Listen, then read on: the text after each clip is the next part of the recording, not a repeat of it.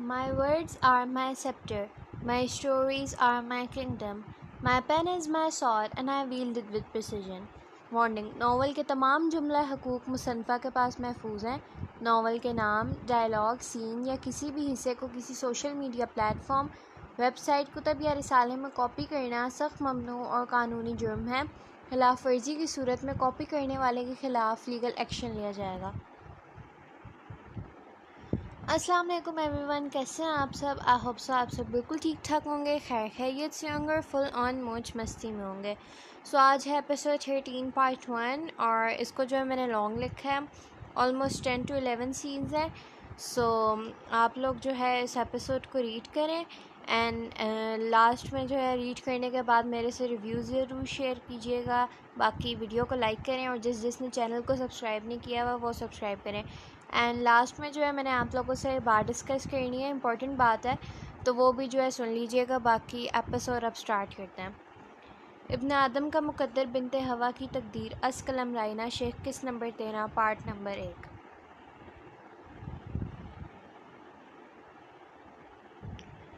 زوہا حیات be be کے اوپر چادر درست کرتے نم آنکھوں سے ان کے چہرے کو دیکھنے لگی۔ وہ اس وقت پرسکون نیند سو رہی تھی جبکہ زوہا ان کے پاس بیٹھی 2 گھنٹوں سے ان کا سر دبا رہی تھی۔ زوہا نے ان سے ہمیشہ ایسی محبت کی تھی جیسی ایک اولاد کو اپنی سگی ماں سے ہوتی ہے۔ وہ ان سے بے تحاشا محبت کرتی تھی، لیکن ضروری تو نہیں بدلے میں ویسی ہی چاہ اس کو بھی ملتی۔ ان کے لیے تو زوہا ایک کٹھ پتلی کی مانند تھی جس سے صرف ان کو اپنا مطلب تھا۔ زوہا اپنی آنکھیں رگڑتے ذرا سا نیچے جھکی اور ڈرتے ڈرتے ان کی پیشانی پر لب رکھے۔ ان کو ایک نظر دیکھتے ہی وہ کمرے سے باہر نکلی جب اسے قاسم نظر آیا، جو کسی سے فون پر بات کر رہا تھا، جبکہ اس کی آواز اتنی دھیمی تھی کہ شاید اس سے بات کرنے والے شخص کو بھی اس کی بات سننے میں دشواری ہوتی۔ زوہا کونے میں کھڑے ہوتے اسے دیکھتی رہی۔ قاسم نے جیسے ہی اپنے آس پاس کسی کی موجودگی کو محسوس کیا تو فون کاٹتے پیچھے مڑا۔ کیا مسئلہ ہے باجی، کیوں چھپ چھپ کر میری باتیں سن رہی ہو؟ قاسم نے ناگواری سے کہا۔ میں تمہاری باتیں نہیں سن رہی تھی قاسم، لیکن اگر تم برا نہ مانو تو ایک بڑی بہن ہونے کی حیثیت سے تم سے کچھ پوچھ سکتی ہوں؟ زوہا نے اس سے نظریں پھیرتے پوچھا، جبکہ اس کے الفاظ میں چھپی تکلیف کو محسوس کرتے قاسم کو اس پر بے ساختہ ترس آیا۔ وہ جتنا بھی اس سے لاپرواہی برت لیتا، لیکن وہ تھی تو اس کی اکلوتی بہن، آخر خون کا رشتہ تھا اور لاکھ اختلافات کے باوجود بھی خون جوش ضرور مارتا ہے۔ بولیں، قاسم نے سر جھکاتے کہا۔ وہ جو کل لوگ یہاں آئے تھے وہ کون تھے اور تمہارا ان سے کیا تعلق ہے؟ زوہا کے سوال پر قاسم کی رگیں تن گئیں۔ اس نے ماتھے پر بل ڈالے زوہا کو دیکھا۔ آپ کو اس سے کیا؟ وہ جو کوئی بھی تھے میرے جاننے والے تھے، میں آپ کو جواب دہ نہیں ہوں۔ قاسم کے جواب پر زوہا کو شرمندگی نے آ گھیرا۔ بس ایسے ہی مجھے وہ لوگ اچھے نہیں لگے، اسی لیے کہا تھا۔ زوہا نے اس کی طرف پیٹ کرتے کہا۔ وہ جو بھی ہیں جیسے بھی ہیں، آپ اس سے سروکار مت رکھیں۔ قاسم کہتا ہی گھر سے باہر نکل گیا اور زوہا اپنے آنسوؤں کو حلق میں اتارتی بھاگ کر کمرے کے اندر چلی گئی۔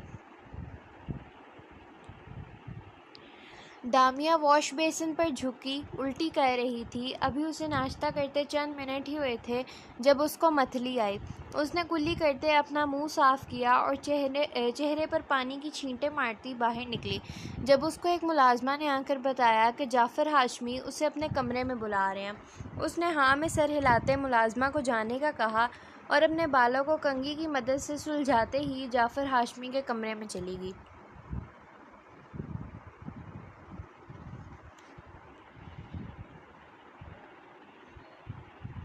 جی ڈیڈ، آپ نے بلایا؟ دامیا ان کے کمرے میں آتے بولی۔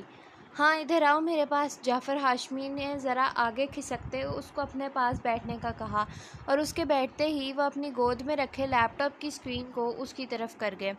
یہ دیکھو، تمہاری بوتیک کے لیے کچھ جگہ تلاش کی ہیں، یہ کمرشل ایریاز ہیں، یہاں زیادہ فائدہ رہے گا۔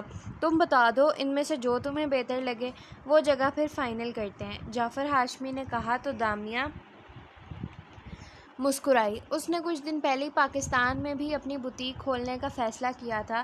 دامیا نے جیسے ہی اسکرین پر دیکھا تو اس کو اسکرین کافی دھندلی دکھائی دی۔ اس نے آنکھوں کو بند کرتے کھولا اور پھر ساری معلومات دیکھنے لگی۔ تقریباً 10 منٹ بعد اس نے جعفر ہاشمی کو ایک تصویر دکھائی۔ ڈیڈ، یہ جگہ مجھے بہتر لگ رہی ہے، آپ اس زمین کی ڈیٹیلز اور پرائس مجھے بتا دیں۔ دامیہ نے لیپ ٹاپ ان کی طرف کرتے کہا۔ ارے بچے، تم بس پسند کرو، باقی کام میرا ہے، جعفر ہاشمی نے ہنستے ہوئے کہا۔ ڈیڈ، میں نے آسٹریلیا میں اپنی بوتیک سے بہت پیسہ کمایا، اور وہ کس لیے کمایا تھا؟ کہ میں خود اپنے پیروں پر کھڑی ہو سکوں۔ مجھے پتا تھا کہ میں آپ کے پیسوں پر آرام سے زندگی گزار سکتی تھی، لیکن آج کل کے دور میں ایک لڑکی کے لیے فائنینشلی انڈیپینڈنٹ ہونا بہت ضروری ہے۔ جب میں نے اتنا کمایا ہے تو اب اس بوتیک کے لیے جتنا ایکسپینس آئے گا وہ میں خود اٹھاؤں گی۔ آپ مجھے ساری ڈیٹیلز دیں، میں دیکھتی ہوں پھر، دامیہ نے لبوں پر تبسم لاتے کہا، جس پر جعفر ہاشمی بھی مسکرائے۔ بیٹا، تم اپنے پیسوں سے انجوائے کرو، میری ساری پراپرٹی کل کو تمہیں ہی ملے گی نا۔ ماں باپ کا فرض ہوتا ہے اولاد کی تمام ضروریات پوری کرنا، جعفر ہاشمی نے اسے اپنے سینے سے لگاتے کہا۔ ڈیڈ، آپ نے اتنا کچھ تو کیے میرے لیے، اب مجھے اپنی ذمہ داریاں خود اٹھانے دینا پلیز، دامیہ بچوں کی طرح انہیں دیکھتے ہوئے بولی تو وہ ہنسے۔ اچھا چلو، مان لیتا ہوں، تم جاؤ ابھی ریسٹ کرو، میں تمہیں ڈیٹیلز واٹس ایپ کر دوں گا۔ جعفر ہاشمی نے اس کا گال تھپتھپاتے کہا تو وہ بھی انہیں جی کہتے اٹھی، لیکن دروازے کی چوکھٹ پر پہنچتے اس کا سر چکرایا۔ اس نے اپنے سر کو تھاما اور ایک گہرا سانس لیتے باہر نکل گئی۔ کائنات ہاتھ میں مینگو ملک شیک کا گلاس تھامے کبیر کے پاس آئی۔ کبیر کو کل شام کو ڈسچارج کر دیا گیا تھا اور وہ اس وقت بیڈ کی پشت سے ٹیک لگائے آنکھیں موندے لیٹا ہوا تھا جب کائنات اس کے پاس آئی۔ کبیر، یہ شیک پی لیں، میں نے خود بنایا یوٹیوب سے ریسیپی دیکھ کر، کائنات نے اسے گلاس پکڑاتے کہا تو کبیر نے فوراً آنکھیں کھولی۔ شاباش، شیک بنانا تھا یا دیگ چڑھانی تھی جو یوٹیوب سے ریسیپی دیکھی؟ کبیر نے آنکھوں کو بڑا کرتے اس سے کہا، جس پر اس نے ماتھے پر بل ڈالے اسے دیکھا۔ ایک تو میں ٹینشن میں تھی اور ٹینشن میں ہی آپ کے لیے شیک بنایا، اور آپ مجھے ہی ٹونٹ کر رہے ہیں، کائنات نے اسے دیکھتے ہوئے کہا۔ کس بات کی ٹینشن تھی؟ کہیں پھر آپ کے ناول کا کریکٹر تو نہیں مر گیا؟ کبیر کا انداز شرارتی تھا۔ زندگی میں نا ناول کے علاوہ بھی بہت کچھ ہوتا ہے، کائنات نے اسے باور کروایا تو کبیر نے پہلے اسے داد دینے والے انداز میں سر ہلایا اور پھر بے ساختہ دونوں ہاتھ اٹھاتے آسمان کی طرف دیکھا۔ یا اللہ، تیرا لاکھ لاکھ شکر، تو نے میری بیوی کو عقل دے دی۔ کبیر کی دعا سنتے کائنات کا منہ کھل گیا، جس پر کبیر نے بمشکل اپنا کہکا ضبط کیا۔ مجھے آپ سے بات ہی نہیں کرنی۔ کائنات پیر پٹکتے جانے لگی جب کبیر نے اس کی کلائی تھامے اسے روکا۔ اچھا سوری، لیکن یہ تو بتا دے ٹینشن کس بات کی ہے؟ کبیر نے اس سے پوچھا۔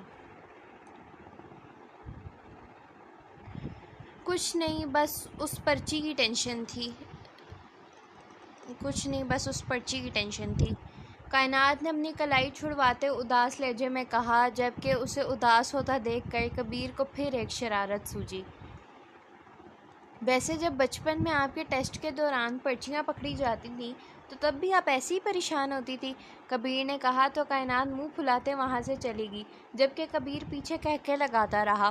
یقیناً اب کائنات کو منانے کے لیے کبیر کو اس کو مزید ناولز دلانے پڑیں گے۔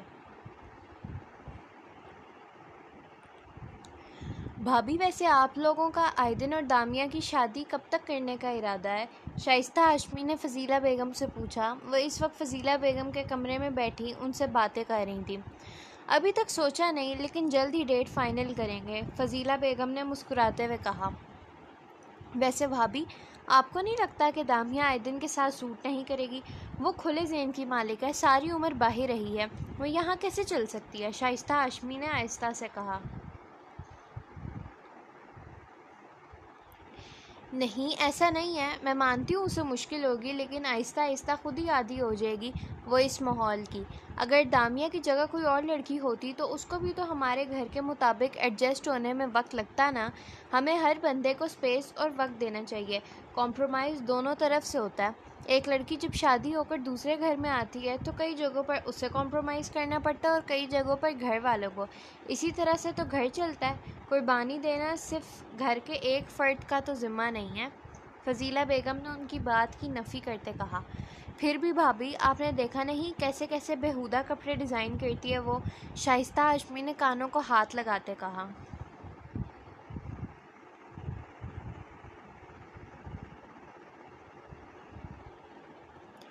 میری بیٹی کے ڈیزائن کیے کپڑے اس ملک کے لوگوں کے حساب سے ہوتے ہیں جہاں پر وہ رہ رہی ہے. اب ظاہر ہے آسٹریلیا میں شلواریں قمیضیں تو بنا کر نہیں بیچ سکتی نا وہ. زینت بیگم جو کب سے باہر کھڑی ان کی باتیں سن رہی تھی فوراً اندر آتے بولیں. دامیہ کے ڈیزائن کیے کپڑوں سے بے شک انہیں بھی اعتراض تھا، لیکن وہ جانتی تھیں کہ جن لوگوں نے اس کے ڈریسز خریدنے ہیں وہ ایسے ہی کپڑے پسند کرتے ہیں. وہ اپنی بیٹی کو بے شک جو مرضی کہتی رہیں لیکن کبھی کسی دوسرے کے منہ سے اس کے بارے میں ایسی بات نہیں سن سکتی تھی. آپ نے بگاڑ کر رکھا ہوا ہے اسے، شائستہ ہاشمی نے کھڑے ہوتے ہوئے کہا. خبردار شائستہ، جو میری بیٹی کے بارے میں ایسا کچھ کہا تو میں ہیر کے بارے میں کچھ بولوں تو تمہیں برا لگے گا نا. اسی طرح مجھے بھی برداشت نہیں ہے کہ کوئی میری بیٹی کے بارے میں بولے. زینت بیگم نے انہیں شہادت کی انگلی دکھاتے کہا، جبکہ فضیلہ بیگم تو ان دونوں کو دیکھتی خاصا پریشان ہوئی. میری بیٹی ایسی حرکتیں نہیں کرتی جیسی آپ کی بیٹی کرتی ہے، اور میں تو اپنے بھتیجے کی فکر میں کہہ رہی ہوں پتہ نہیں کیسے گزارا کرے گا بیچارہ اتنی تیز لڑکی کے ساتھ. شائستہ ہاشمی نے نفی میں سر ہلاتے کہا. وہ جیسے بھی گزارا کرے گا یہ اس کا اور دامیہ کا معاملہ ہے، تم بیچ میں مت بولو سمجھی. زینت بیگم نے ان کی آنکھوں میں آنکھیں ڈالتے کہا. بس کر دو تم دونوں کو، کیا ہو گیا شائستہ، تمہیں بھی میں نے کہا تھا کہ چھوڑ دو ان معاملات کو. فضیلہ بیگم نے کہا. رہنے دے بھابھی، آپ لوگ مجھے تو اپنا سگا سمجھتے ہی نہیں، تبھی میں بول بھی نہیں سکتی. شائستہ ہاشمی غصے سے کہتی چلی گئیں، جبکہ زینت بیگم بھی ایک نظر فضیلہ بیگم کو دیکھتے یہاں سے چلی گئیں، جبکہ فضیلہ بیگم پیچھے اپنا سر تھامے بیٹھ گئیں. فضیلہ بیگم بیچاری پھنس گئیں.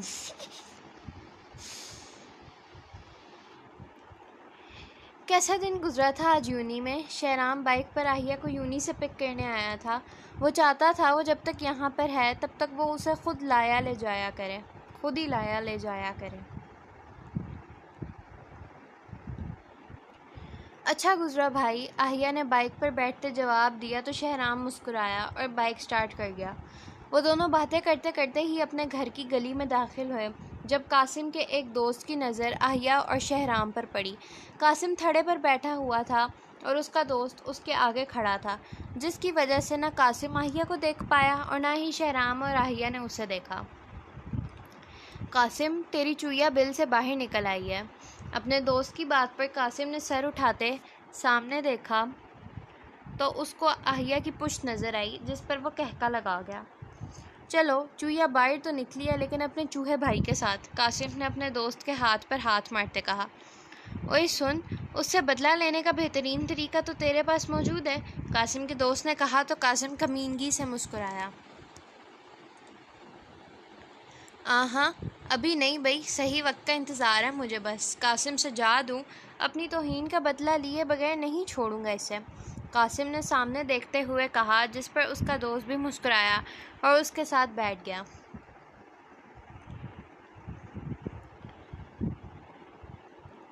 ہیرا کچن میں کھڑی فروٹ سیلڈ بنا رہی تھی.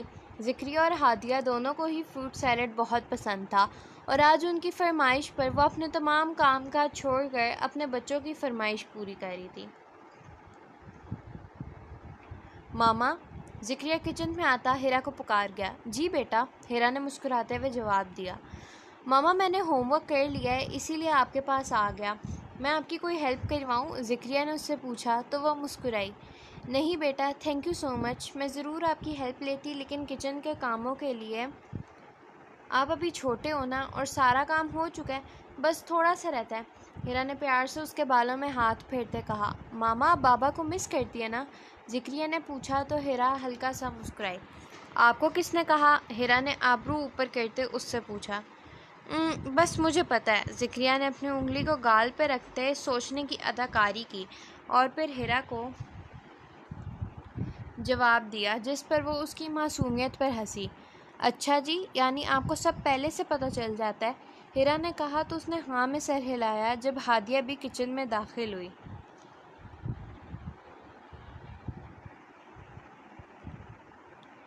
ماما، بھائی کو میں نے بتایا تھا، میں نے آپ کو رات کو روتے ہوئے دیکھا تھا تو بھائی کو بتایا، اور انہوں نے کہا کہ ماما بابا کو مس کر رہی ہیں۔ ہادیہ کی بات سنتے ہیرا کے رونگٹے کھڑے ہوئے۔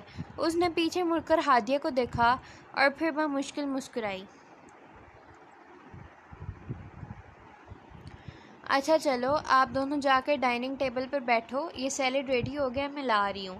ہیرا نے ان کو کہا تو وہ دونوں فوراً سامنے رکھے ڈائننگ ٹیبل پر جا کر بیٹھے۔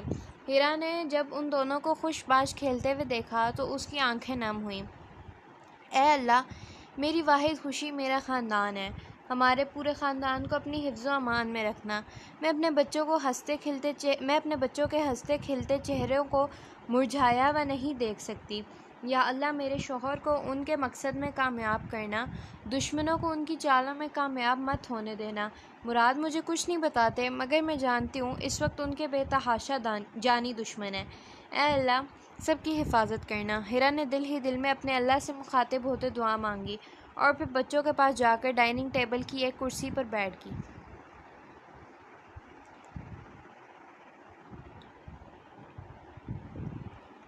کوئی غزل سنا کر کیا کرنا، کوئی غزل سنا کر کیا کرنا، یوں بات بڑھا کر کیا کرنا۔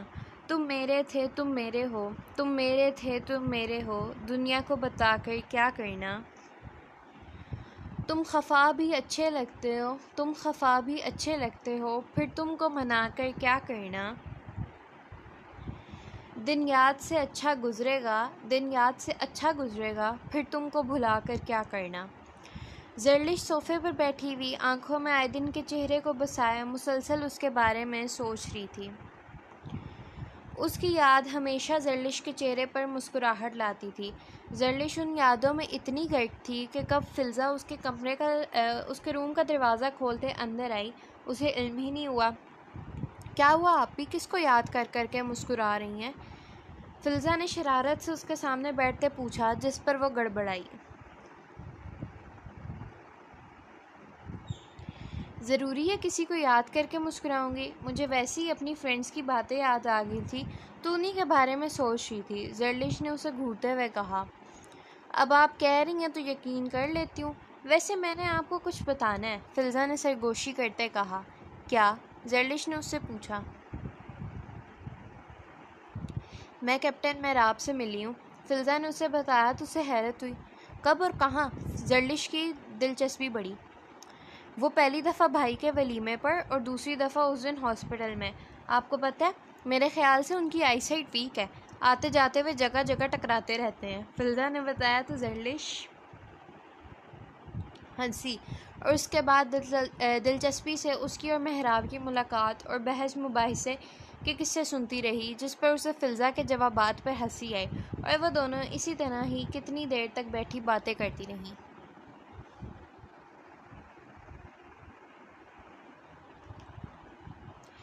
ہنری ریسٹورنٹ میں بیٹھا جیک کی باتیں سنجیدگی سے سن رہا تھا۔ کسی خبر پر اس کو خوشی ملتی تھی، جبکہ کسی خبر کو سنتے اس کا خون کھولتا تھا۔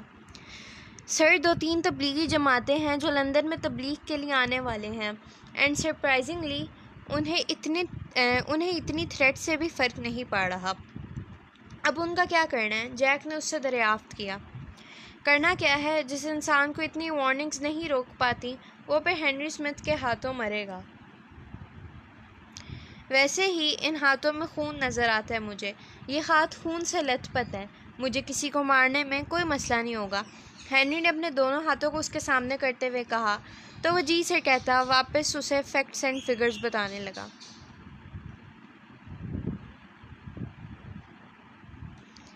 صفان نے آج سب اسٹوڈنٹس کو پریزنٹیشنز اسے ای میل کرنے کا کہا تھا۔ سورج غروب ہو چکا تھا اور صفان اب لیپ ٹاپ کھولے ای میلز چیک کر رہا تھا۔ جب اس نے ایک ای میل آئی ڈی کو کھولا لیکن وہاں پر لکھی گئی تحریر کو پڑھتے صفان پر حیرت کا پہاڑ ٹوٹا۔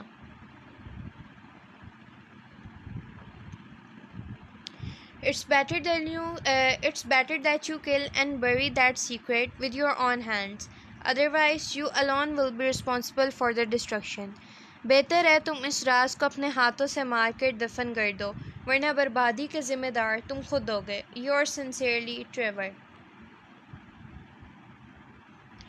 صفان نے اس ای میل ایڈریس کو کھول کر اس کی معلومات نکالنے کی کوشش کی، لیکن اس شخص کے نام کے علاوہ وہ زیادہ کچھ نہیں جان پایا تھا۔ یہ ٹریور کون ہے اور کیا چاہتا ہے؟ صفان نے لیپ ٹاپ پر اس میل کو دیکھتے سوچا اور پھر اس کی تصویر لیتا کبیر کو سینڈ کر دیا۔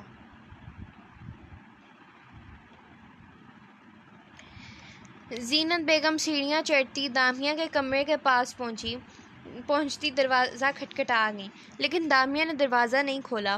وہ کافی دیر سے کھڑی دروازہ بجا رہی تھیں، لیکن دامیہ دروازہ کھول ہی نہیں رہی تھی۔ دامیہ دروازہ کھولو، زینت بیگم نے اسے آواز دی، لیکن دروازہ ہنوز بند تھا۔ بھابھی، بھائی جعفر جلدی آئیں، دیکھیں دامیہ دروازہ نہیں کھول رہی، زینت بیگم نے چیختے ہوئے کہا، جس پر سب ہڑبڑا کر اوپر پہنچے، جبکہ آئدن، دائم اور ہیر، جن کے کمرے دامیہ کے کمرے کے پاس ہی تھے، وہ بھی زینت بیگم کی آواز پر فوراً باہر آئے۔